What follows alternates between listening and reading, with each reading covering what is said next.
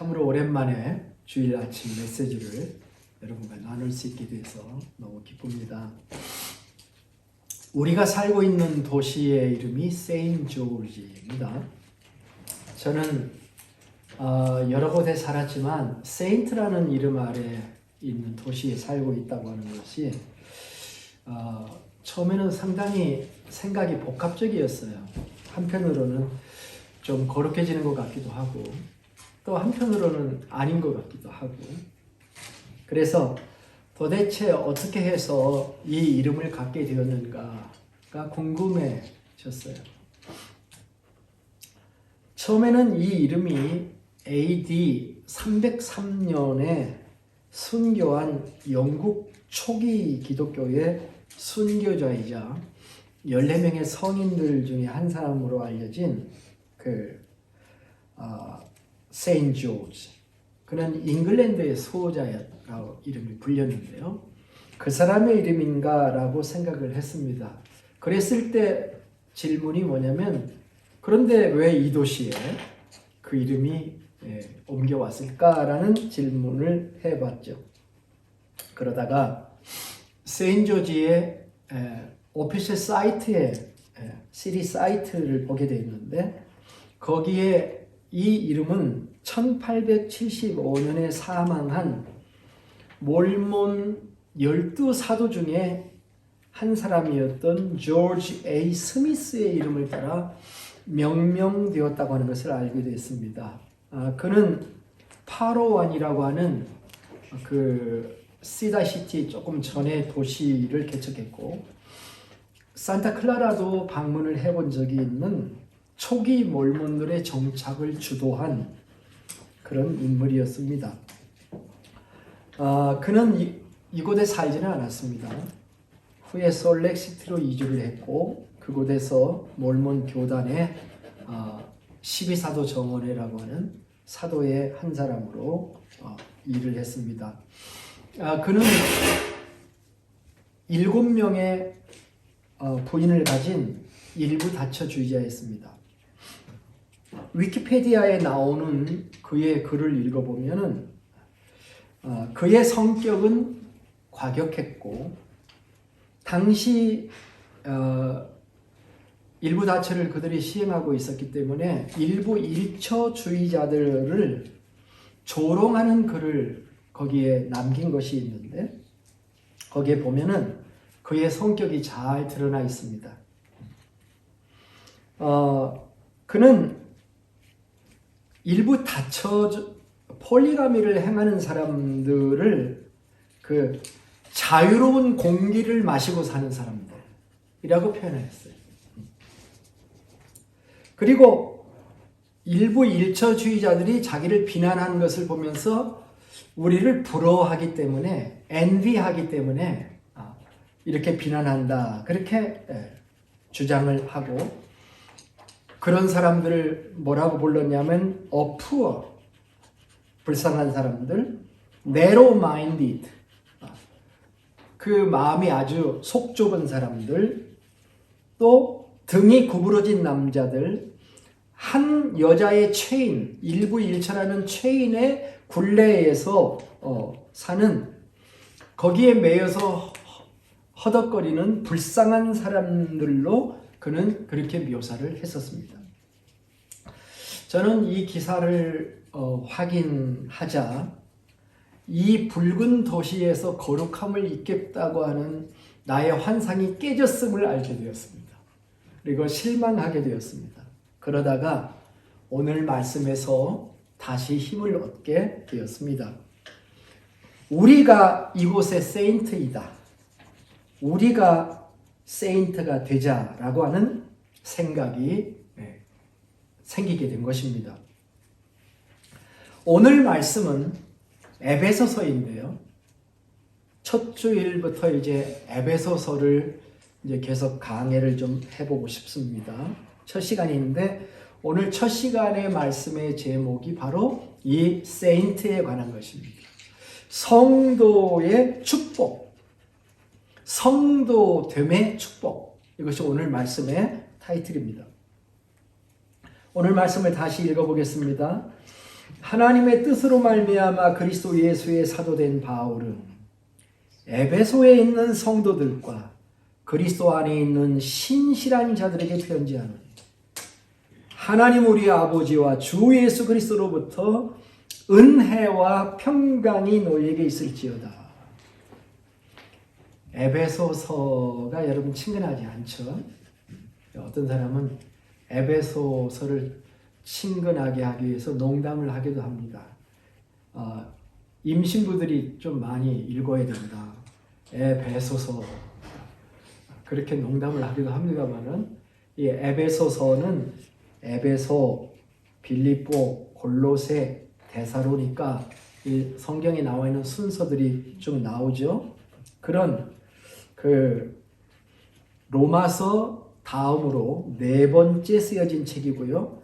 로마, 고린도, 갈라디아, 그 다음에 에베소죠. 그 다음에 이 에베소서는 옥중서신이라고 하죠. 사도 바울이 감옥에 갇혀서 에베소, 빌립보, 골로새, 빌레몬 이 네 책의 첫 번째 나오는 책이 에베소서입니다. 에베소서는 챕터가 몇 장까지 있죠? 네, 챕터를 보시면 그렇게 긴 장은 아닙니다. 155절 정도밖에 되지 않습니다. 6장으로 나눠져 있습니다. 그래서 한 장에 한 25절, 30절 사이에 있는 그런 장입니다. 에베소서의 주제는 교회입니다. 교회란 무엇인가? 교회 생활을 어떻게 해야 되는가? 이런 이야기들이 여기에 담겨져 있는 정말 우리 신앙생활하는 사람들에게 소중하고 매우 실제적인 프랙티컬한 책입니다. 그래서 오늘 이 말씀을 통해서 성도됨, 우리가 성도됨과 관련된 것에 대한 말씀이 이 초반부터 나오게 되는 거죠. 우리가 누군가, 우리가 다음 시간 성경 공부하는 것도 나는 누군가 이렇게 들어가는 건데 같은 질문이 될 수 있습니다. 우리는 누구인가? 나는 누구인가? 라는 것입니다. 오늘 말씀으로 답하면 오늘의 본문으로 답하면 우리는 성도이다 라는 답이 되겠습니다. 네, 우리의 이름은 성도입니다. 성도라는 단어는 한번 살펴보도록 하죠. 성도라는 단어는 영어로 saint입니다.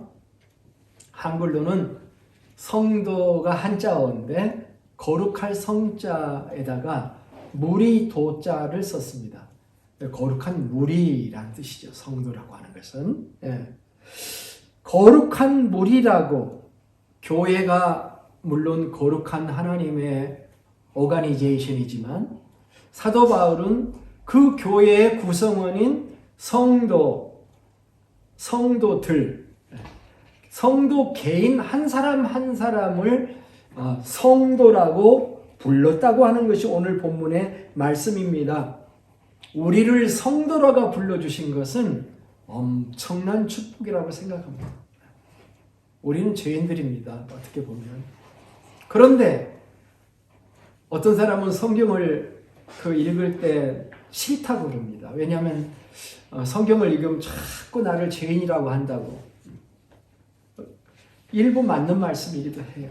그런데 그 한쪽만 본 것입니다. 성경은 우리를 죄인이라고만 하지 않습니다. 예수 믿는 사람들을 성도라고 합니다. 성도라고. 그래서 이것이 축복이라고 하는 것입니다.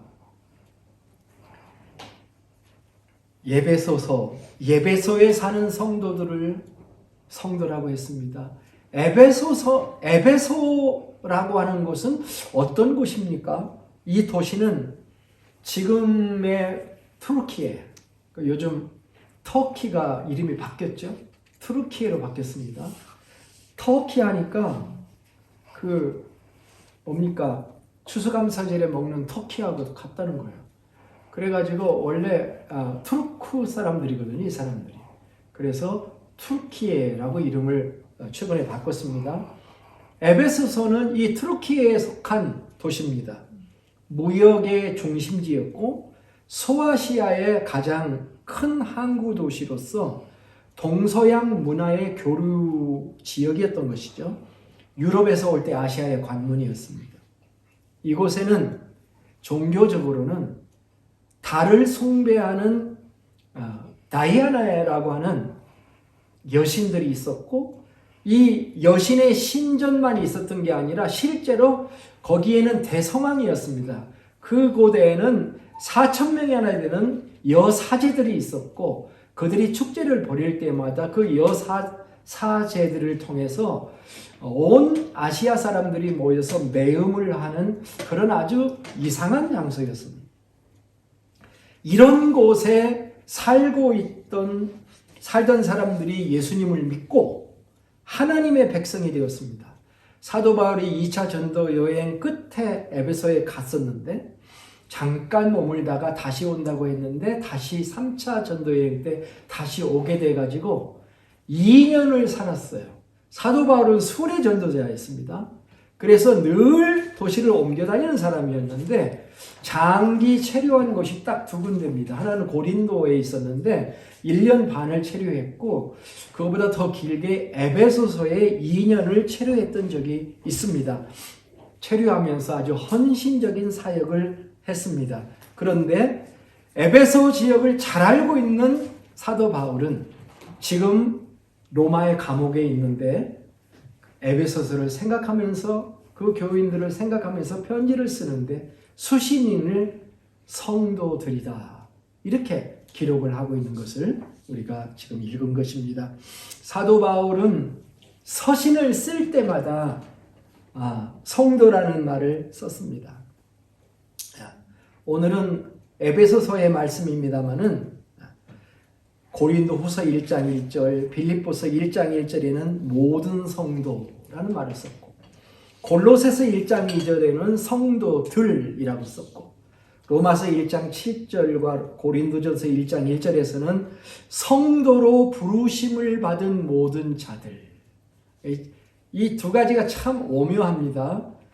우리는 성도로 부르심을 받은 자들이다. 그러니까 누가 불렀어요? 하나님이 부르셨어요. 하나님이 부르셔서 하나님이 그렇게 만들어 주시겠다는 뜻입니다.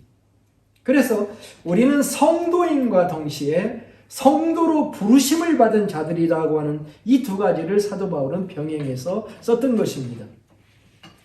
여기서 우리는 이런 질문을 할 수 있습니다. 진짜로 에베소서 교인들은 성도로 불릴 자격이 있었나? 정말 그들은 완전 무결한 거룩한 성도였는가? 하는 질문을 하지 않을 수가 없습니다. 대답은 뭘까요? 예스일까요? 노일까요? 그들은 정말 성도라고 부를 만한 거룩한 성도였습니까? 예스에 노예요. 대답은 노입니다. 그걸 어떻게 할 수 있습니까? 서신서를 읽어보면 알 수 있습니다. 그 서신서에는 당시 교회의 온갖 문제들이 드러나 있습니다. 예.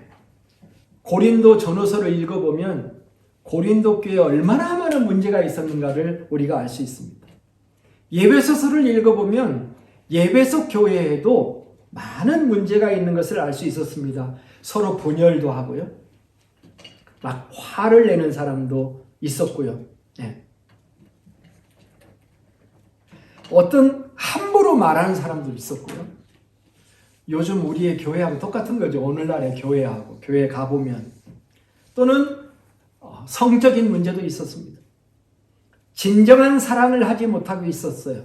가정생활도 그리스도인답지를 못했습니다. 자녀들은 부모의 거역을 했고요. 부모는 자녀를 잘 온순하게 사랑으로 다스리지 못하고 권위적이었습니다. 무엇보다도 에베소 교인들은 자기들의 신앙생활이 사탄과의 영적 싸움이라고 하는 사실을 알지 못했습니다. 그래서 늘 싸우는데 누구하고 싸우는지를 몰랐어요. 이거 굉장히 중요한 문제입니다. 요한계시록 2장에도 보면은 소아시아 7교회를 설명하는데 그 첫 번째 교회가 에베소 교회인데 에베소 교회에 대해서 무슨 책망이 있냐면 너희가 처음 사랑을 버렸다라고 하는 책망이 있습니다. 그러니까 교회가 사랑이 없고 연약함을 덮어주는 것이 없는 교회가 되었다고 할 때 역시 교회 안에 문제가 있습니다. 그런데 그럼에도 불구하고 사도 바울은 이 많은 문제를 가진 사람들이 모여있는 교회에다가 편지를 쓸 때에 에베소에 있는 성도, 에베소에 있는 성도들, 고린도에 있는 성도들, 성도로 부르심을 받은 사람들이라는 말을 쓰기를 주저하지 않았다는 것입니다. 21세기를 사는 우리들에게도 적용할 만한 내용입니다. 우리의 이름은 무엇인가요? 제 이름은 여러분이 아시겠습니다만 그게 제 이름입니다만은 사실 그게 내 본질의 이름은 아닙니다. 제가 인터넷에서 내 이름을 이렇게 쳐보면은 여수 오동도에 해물탕집을 운영하는 사람의 이름이 차경태가 있습니다. 이름은 내가 아니에요. 그럼 나는 누군가? 근데 오늘 말씀을 보면은 뭐예요? 우리는 성도다 라고 하는 것입니다. 우리가 불릴 수 있는 가장 아름다운 이름이에요. 목사로 불리는 것보다, 장로로 불리는 것보다, 집사로 불리는 것보다, 감독으로 불리는 것보다, 그 어떤 이름으로 불리는 것보다 성도라고 불리는 것, 이게 얼마나 아름다운 건지 몰라요. 성도님 하고 불러보세요. 자, 우리 옆 사람한테 성도님 하고 한번 불러보세요. 당신은 성도이십니다. 그죠? 우리의 성도됨은 큰 축복입니다. 왜냐하면 성도에게는 엄청난 축복이 주어지기 때문입니다. 그것이 두 번째 메시지입니다. 성도의 위치에 관한 것입니다. 자, 우리를 성도라고 불렀는데 그 성도의 위치는 어디에 있는가? 이것이 오늘 말씀의 두 번째 포인트입니다. 오늘 말씀에는 두 가지의 전치사 지명이 있습니다. 자, 1장 1절을 보면 첫째 지명은 에베소입니다. 그죠? 에베소에 있는 이라는 말이 나오죠. 에베소에 있는. 그런데 같은 절에 또 하나 있는 이라는 것이 또 나옵니다. 있는, 그게 뭐죠? 뭔가요? 그리스도 예수 안에 있는 이라는 뜻입니다. 자, 에베소를 1번이라고 하고 그리스도 안에를 2번이라고 해 주십시다. 성도의 위치는 1번 로컬 에어리어에 기반을 두고 있습니다. 그건 보이는 영역입니다. 그런데 눈에 보이지 않은 넘버 2의 상태가 있으니 그것이 그리스도 예수 안에 있는, 그리스도를 메시아라고 그랬죠. 구세주라고 했습니다. 두 번째는 메시아이신 구세주 안에 있는 나입니다. 하나님은 우리 창세기 공부할 때 하나님은 범죄한 아담에게 와서 뭐라고 물으셨죠?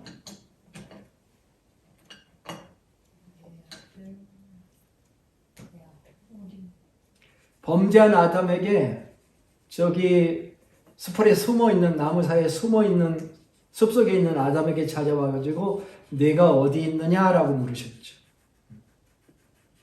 하나님이 장소를 몰라서 네가 어디 있느냐, 하나님이 말씀하시면은 그 어디 있는지 알고 말씀하시는 거잖아요. 그게 아니죠. 그것은 넘버 원인 로컬 에어리어를 물은 것이 아닐 수가 있습니다. 네가 내 안에 있느냐 아니면 내 밖에 있느냐는 질문입니다. 말씀을 신뢰하는 믿음의 자리에 있느냐 불신의 자리에 있느냐 하고 물었던 것이 아닐까 이렇게 생각해 봅니다. 우리도 가끔은 자신의 위치를 잃어버리게 됩니다. 너무 피곤하고 힘들 때, 내 뜻대로 되지 않을 때, 멍 때리고 앉아 있습니다. 외로움과 싸우면서 시간을 보내야 될 때가 있습니다. 우리는 나 혼자 알지 못하는 땅에 내 던져진 존재가 아니라는 사실을 알아야 됩니다. 우리는 예수 그리스도 안에 있기 때문입니다. 이것이 두 번째 안의 의미입니다. 성도는 로컬 지역 안에 있지만 영적으로 실제적으로 예수 그리스도 안에 있는 존재라고 하는 것입니다. 우리가 언제 예수 그리스도 안에 들어가게 되었습니까? 분명하게 하면 좋습니다. 내가 언제 예수 그리스도 안에 있게 되었는가? 몰라도 괜찮아요, 사실은. 내가 아는 거나 모르는 거나 상관없이 우리가 예수 그리스도 안에 있습니다. 그러나 아는 게 더 좋습니다. 왜냐하면 방황을 덜 하기 때문에 그렇습니다. 그렇죠? 우리가 요한복음 1장을 공부했던 때를 한번 생각해 보십시오. 요한복음 1장 12절 영접하는 자 곧 그 이름을 믿는 자들에게는 하나님의 자녀가 되는 권세를 주었다 하겠습니다. 곧이라고 하는 건 이퀄이라고 했습니다. 영접하는 게 믿는 것입니다. 요한복음 1장에서는 믿는 것이 다른 게 아니라 예수 그리스도를 영접하는 게 믿음이다라고 했습니다. 근데 예수님을 누구로 영접하느냐의 문제가 참 중요한 문제입니다. 예수님을 누구로 영접하느냐. 그거를 바로 영접하려면 요한복음 1장 1절부터 11절까지의 말씀을 제대로 알아야 된다. 그렇게 말씀을 했습니다. 요한복음 1장 1절부터 11절의 말씀을 보면 예수님은 태초부터 존재하셨던 하나님이시고 말씀으로 세계를 창조한 분이시고 빛이시고 생명이시고 그리고 이 땅에 성육신하여 우리의 구세주로 내려오신 예수님이죠. 그런데 사람들이 그 사실을 인정하지 않는 예수님이었습니다.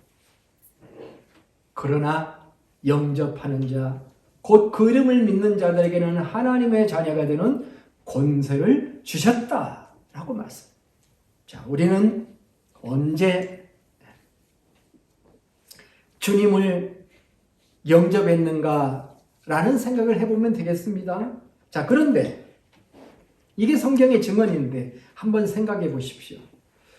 내가 예수님을 영접했으니까 예수님이 내 안에 들어오십니다. 왜냐하면 내 마음속에 모셨으니까 들어오시는데 그 예수님은 나보다 크신 분이에요? 작으신 분이에요?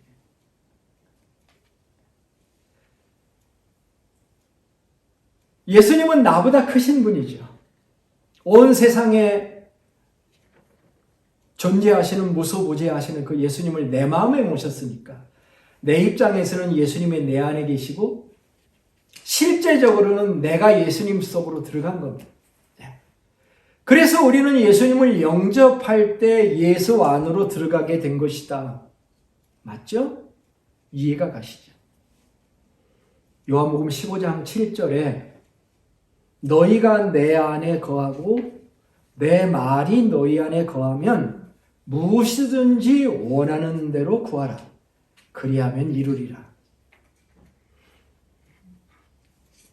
너희가 내 안에 있으면 기도해라 그 말씀이잖아요. 우리가 기도할 수 있는 이유가 무엇인 줄 아십니까? 우리가 예수님 안에 있기 때문에 그렇습니다. 예수님의 말씀이 내 안에 있고 그 말씀을 내가 믿기 때문에 그렇습니다. 오래된 CCM 중에 이런 가사가 있습니다.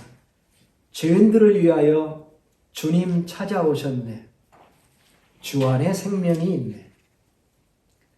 죄인들을 위하여 주님 찾아왔으나 사람들 영접 안 했네.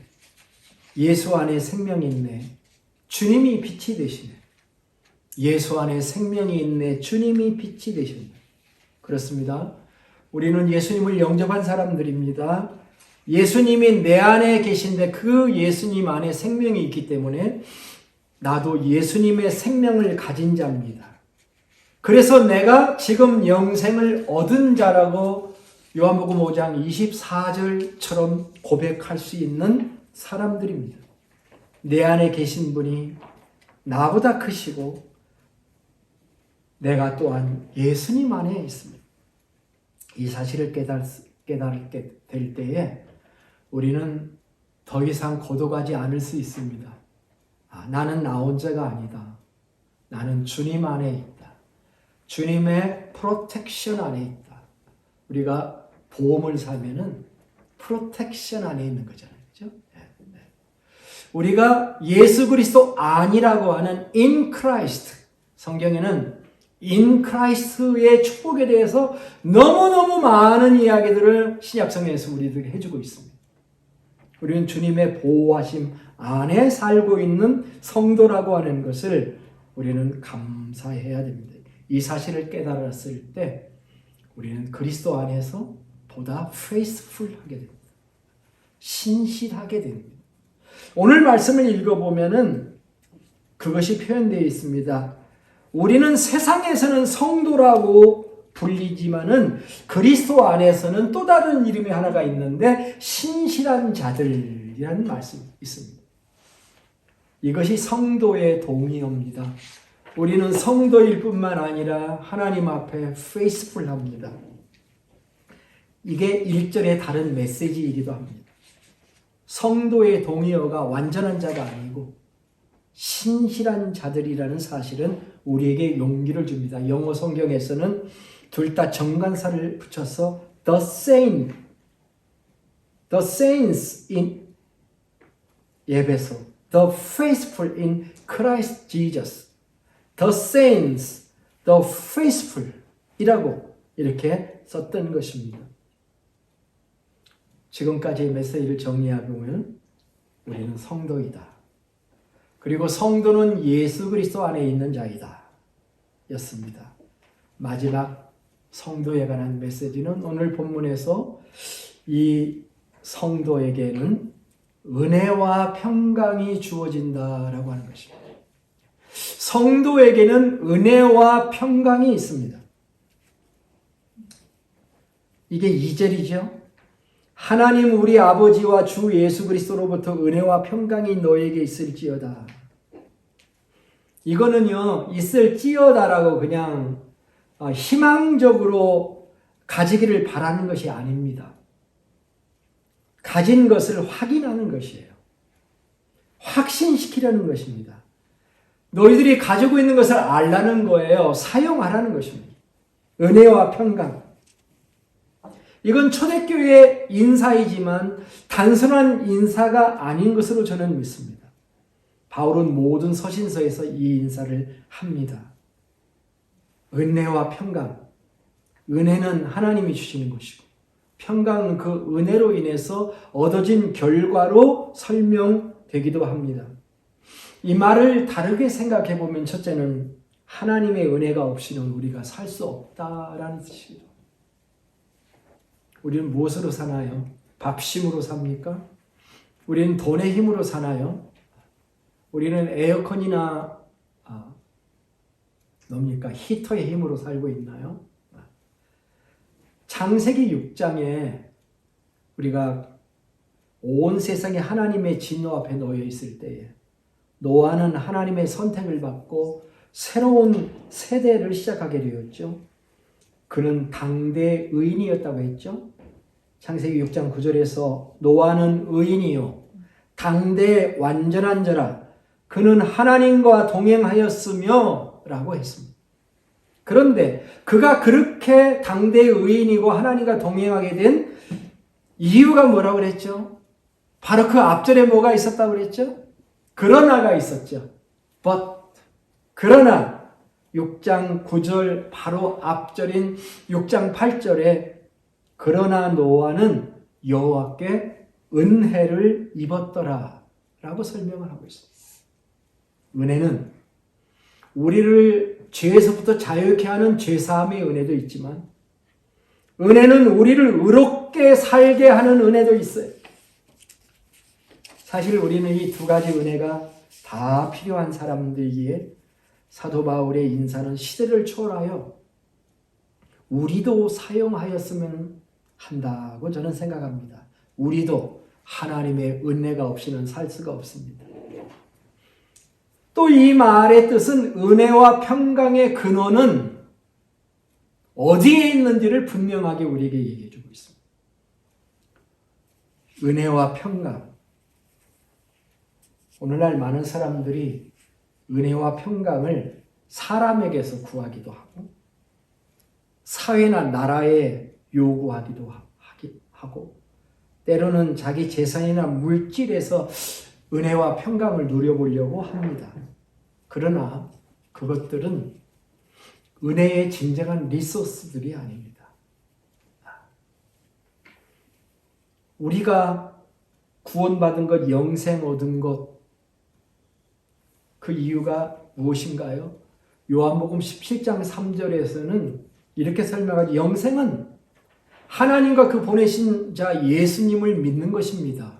하나님과 예수님을 믿는 게 영생이라고 표현을 했죠.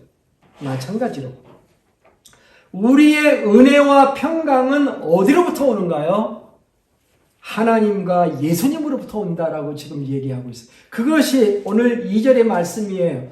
하나님과 예수 그리스도로부터 은혜와 평강이 너에게 있기를 바란다라고 말했습니다. 여기에 하나님은 아버지로 묘사되어 있습니다.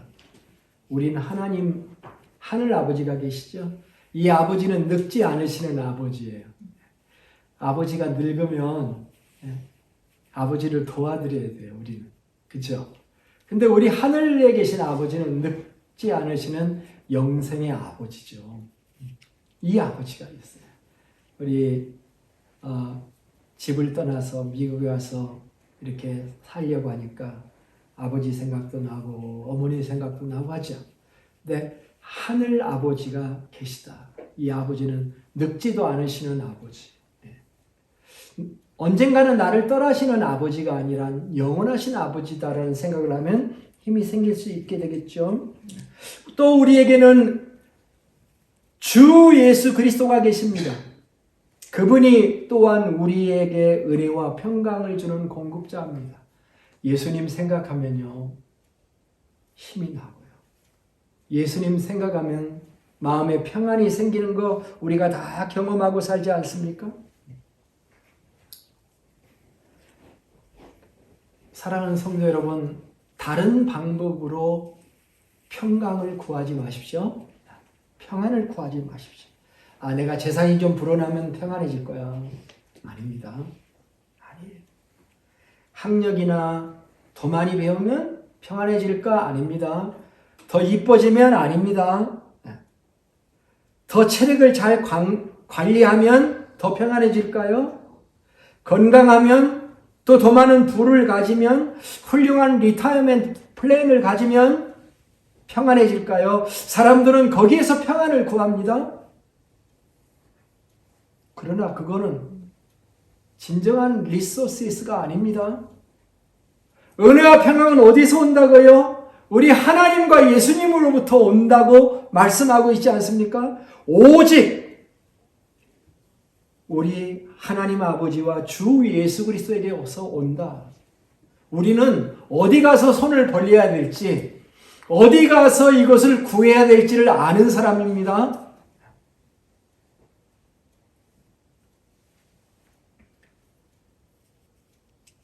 저는 바울이 에베소 교회에 보낸 이 메시지는 지금도 성령께서 교회들에게 보내는 메시지요 축복이라고 믿습니다. 속지 맙시다. 속지 맙시다. 온갖 좋은 은사와 온전한 선물은 다 위로부터 빛들의 아버지께로부터 내려오나니 그는 변함도 없으시고 회전하는 그림자도 없으십니다. 야고보 사도는 야고보서 1장 17절에서 그렇게 선언했습니다. 온갖 좋은 은사와 온전한 선물은 세상이 주는 게 아니다. 빛들의 아버지이신 하나님이 주시는 것이다. 성도는 이 은혜와 평강을 받고 삽니다. 할렐루야. 우리는 이 사실을 잊지 말기를 바랍니다. 성도의 영광이라는 시가 있습니다. 이 시는 시편에 있는 시입니다. 시편 제일 마지막 장이 시편 150장입니다. 그런데 이 시는 바로 그 한 장 앞에 있는 시입니다. 그러면 시편 몇 편이죠? 149편인데 이 149편을 한번 찾아보시겠습니다. 이 시편의 제목이 주제가 성도의 영광이에요. 이 시편을 보면은 성도라는 단어가 3번 초장에 나오고 중반에 나오고 마지막에 나옵니다. 할렐루야, 새 노래로 여호와께 노래하며 성도의 모임 가운데서 찬양할지어다. 이스라엘은 자기를 지으신 이로 말미암아 즐거워하며 시온의 주민들은 그들의 왕으로 말미암아 즐거워할지어다. 춤추며 그의 이름을 찬양하며 소고와 수금으로 그를 찬송할지어다. 여호와께서는 자기 백성을 기뻐하시며 겸손한 자를 구원으로 아름답게 하심이로다. 성도가 나오죠? 성도들은 영광 중에 즐거워하며 그들의 침상에서 기쁨으로 노래할지어다. 침상이 뭡니까? 침대죠, 침대. 잠자리에 침대에 들어가 있는데 아이고 피곤해, 아이고 힘들어가 아니라 하나님을 기쁨으로 찬양한다는 거죠. 그들의 입에는 하나님께 대한 찬양이 있고 그들의 손에는 2날 가진 칼이 있도다. 이 칼은 말씀의 칼로 우리가 이해하는 게 좋습니다. 이것으로 문나라를 보수하며 민족들을 벌하며 그들의 왕들은 사슬로 그들의 귀인은 철고량으로 결박하고 기록한 판결대로 그들에게 시행할지로다. 이런 영광은 그의 모든 성도에게 있도다. 따라서 해볼까요? 이런 영광은 그의 모든 성도에게 있도다. 어떤 영광입니까? 하나님을 찬양하고 하나님의 말씀으로 세상을 다스리고 복음을 전하고 영혼들을 구원하고 그들을 결박하고 풀고 이런 영광은 그의 모든 성도에게 있도다. 참 놀랐습니다. 성도는 세상을 이기는 권세가 있다고 말씀하고 있습니다. 성도의 영광이 가득한 교회를 소망합니다. 성도의 영광이 가득한 세인트 조지 한인 교회가 되기를 축복합니다. 기도하겠습니다. 하나님, 오늘 이곳에 하나님의 교회 성도의 첫 주일 예배로 올려드립니다. 우리에게 이 거룩한 이름을 주시고 우리를 예수님 안에 품어주시고 은혜와 평강을 부어주시니 감사드립니다. 이 거룩한 이름을 지키고 성도의 몸을 가지고 즐기고 누리며 영광 중에 하나님의 나라를 즐거워하고 교회와 세상과 가정에서 침상에서 기쁨으로 노래하게 하시며 우리 손에 주신 하나님의 말씀의 검을 가지고 세상과의 영적 싸움에서 승리하고 성도의 권세를 사용하게 하시고 하나님의 나라를 이곳에 세워 하나님께 영광 돌리게 하여 주시옵소서. 존귀하신 예수님의 이름으로 기도드립니다. 아멘. 아멘.